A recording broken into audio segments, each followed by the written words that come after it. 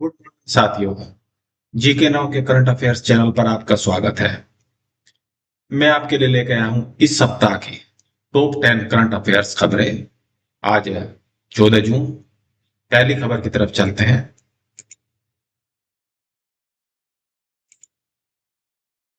धीरज सेठ को, जो लेफ्टिनेंट जनरल है, अभी अपॉइंट किया गया है भारत का नया थल सेना अध्यक्ष, chief of the army staff. ये 30 जून को अपना पदभार संभालेंगे। अभी जो हमारे प्रेजेंट में थल सेना अध्यक्ष है जनरल उपेंद्र द्विवेदी, उनकी जगह लेंगे। तो ये शपथ ग्रहण करने के बाद में अभी लेफ्टिनेंट जनरल है, जनरल हो जाएंगे। दूसरी खबर चलते हैं। छत्तीसगढ़ की चारू पांडे ने भी अभी सुर्खियों में रही है। उसने 19 कॉम्पिटिटिव एग्जाम क्लियर करने के कारण अपना एक रिकॉर्ड स्थापित किया है।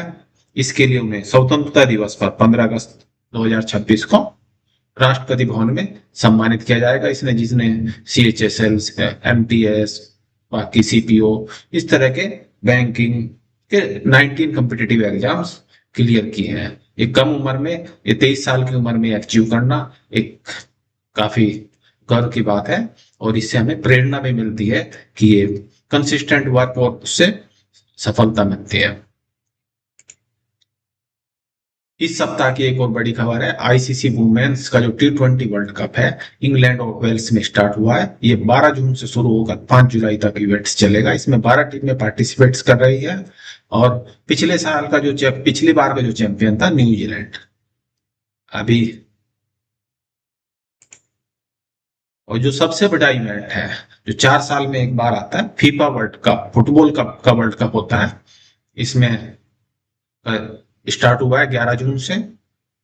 इसको कोस्ट कर रहे हैं 3 कंट्रीज मिलके, कनाडा, मैक्सिको और यूनाइटेड स्टेट। इसमें टोटल 48 टीमें पार्टिसिपेट कर रही है। और ये पहली बार हो रहा है कि 48 टीमें फीफा के मैच में पार्टिसिपेट कर रही है। जो पहले अब तक का चैंपियन है अर्जेंटीना, जिसने 4 साल पहले वर्ल्ड कप जीता था। लियोन मेसी कैप्टन था और अभी भी पार्टिसिपेट कर रहे हैं। एक और बड़ी खबर इस सप्ताह सामने आई है।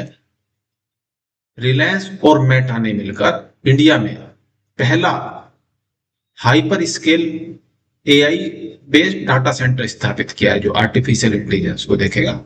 ये आपको बता दूं मैं, मेटा जो वही कंपनी है जो हम व्हाट्सएप, इंस्टाग्राम और फेसबुक की जो पेरेंट कंपनी है, उसको वो उसका नाम, उस कंपनी का नाम मेटा है। ये जो डाटा सेंटर बनेगा जामनगर में बनेगा।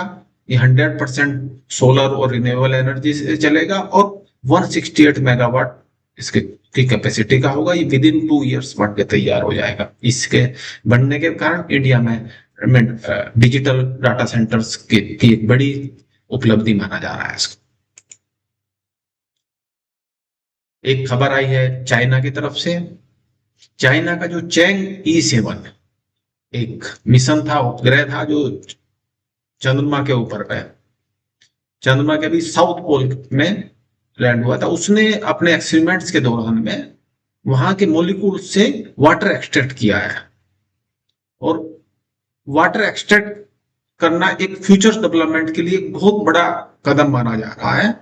क्योंकि फ्यूचर में अगर चांद के ऊपर कोई कॉलोनियां डेवलप करनी, कुछ करनी, क्योंकि ऑक्सीजन तो नहीं, कुछ चीजें तो डेवलप की जा सकती है, बट कुछ चीजें वहां के नेचुरल से रिसोर्स से एक्सट्रैक्ट की जाएगी, तो उसकी पॉसिबिलिटी बनती है।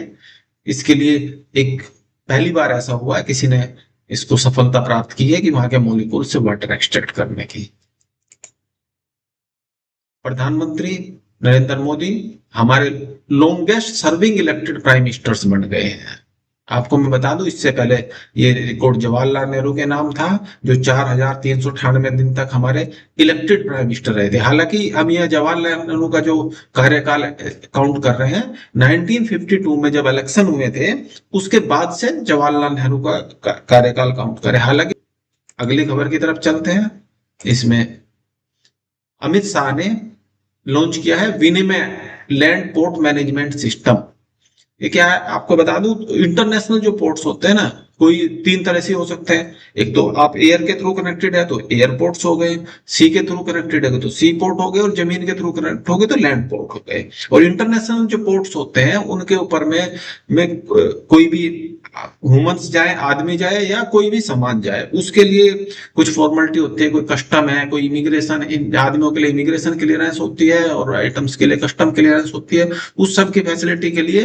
तो जो लैंड पोर्ट्स की कनेक्टिविटी, जैसे लैंड पोर्ट हम कनेक्टेड कहां से, जो देश हमारे साथ में जमीन टू जमीन कनेक्ट है उनके साथ में लैंड पोर्ट्स है, जैसे बांग्लादेश हो गया, पाकिस्तान हो गया, नेपाल हो गया, तो उनके लिए हमने ये सिस्टम डेवलप किया है। तो ये क्वेश्चंस बनता है विनिमय क्या है, तो विनिमय लैंड पोर्ट मैनेजमेंट का सिस्टम है जो जमीन टू जमीन कनेक्टेड है।